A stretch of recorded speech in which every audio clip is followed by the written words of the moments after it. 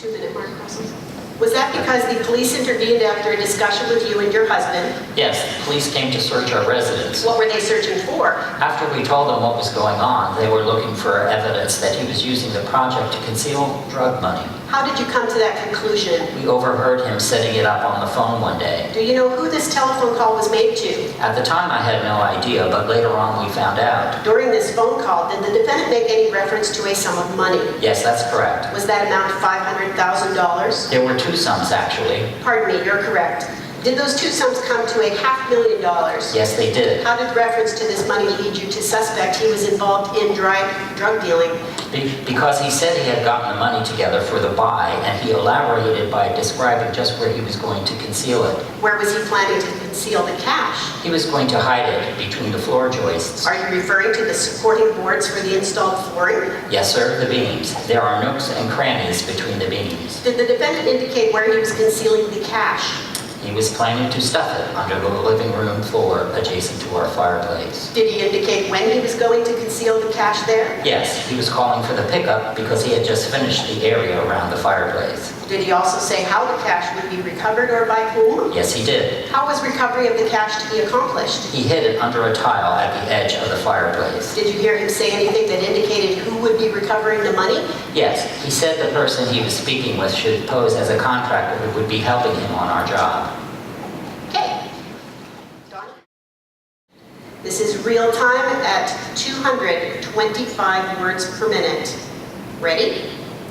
Good afternoon, sir. Would you please provide your name for the ladies and gentlemen of the jury? My name is Mark Donaldson. Are you currently an airline pilot, Mr. Donaldson? Yes, that's correct. How long have you been an airline pilot? For 8 years and 7 months. At the time of the accident involving Flight 403, how many hours of flight experience had you logged as a professional airline pilot?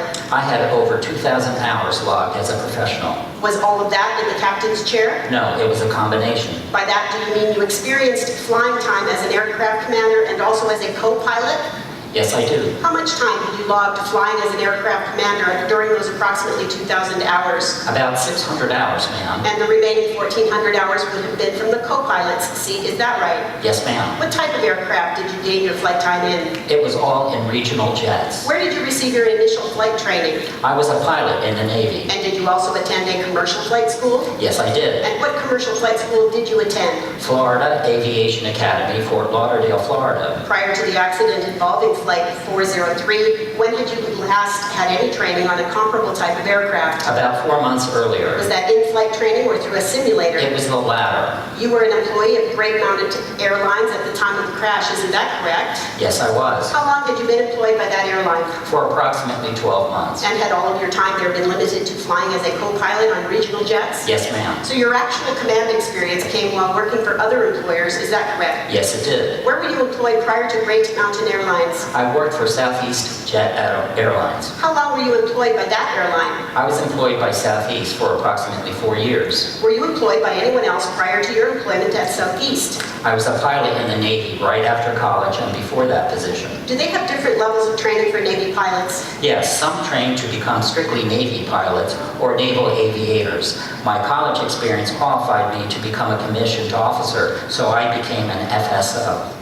And what does NFO stand for? NFO stands for Naval Flight Officer. So as a naval flight officer, some of your time was necessarily allocated to advanced study and the training of other pilots, is that correct? Yes, my specific training specialties were electronic countermeasures and vertical replenishment missions. Now, later on, when you were employed by Southeast as a commercial pilot, you were based exclusively in southern Florida, isn't that correct? Yes, I was. So would it be fair to say that all of your flying experience prior to Great Mountain Airlines was flying on warm weather runs? For the most part, yes. Did you have any experience flying in winter weather in any capacity prior to coming to Great Mountain? In the simulator. But not in actual flight operations. Is that what you're telling us? Yes, that's correct. Now, on the date of the flight, you took off from an airport in New Jersey, is that correct? Yes, it is. Was it a scheduled departure that left on time? Yes, it was. What were the weather conditions in the area at the time of departure? They were cold and sunny. Was it snowing at the time of your departure? No, it wasn't. Were standard procedures followed to remove ice from the aircraft prior to leaving? Yes, they were. Does Great Mountain follow a specific safety policy for removing ice from an aircraft before takeoff? Great Mountain follows the clean airplane concept as regulated by the the FAA. So all standard procedures were followed and there were no delays while at the airport in New Jersey, is that right? Delay time had already been accounted for in the departure time. What exactly does that mean? It means that the ground taxi time always has a little delay time built in. Do you mean to account for traffic? Yes, that's right. How many crew and passengers were on board the airplane when you departed? A total of 70. And that would include 3 crew members, is that correct? Yes. What was the destination of Flight 403? We were inbound to Hunter Airport. Did you experience any delays while flying? No, we didn't. So what was your scheduled arrival time? It was 10:25 a.m. And what level were you flying during the trip? Our altitude level was 26,000 feet. How does that compare with the topmost level for that plane type? The topmost level is 41,000 feet. Can you describe the weather conditions as you approached the field? They were winter weather conditions. Can you characterize these specific weather conditions as you were approaching the field? We were flying through light snow in a light wind, What was your visibility?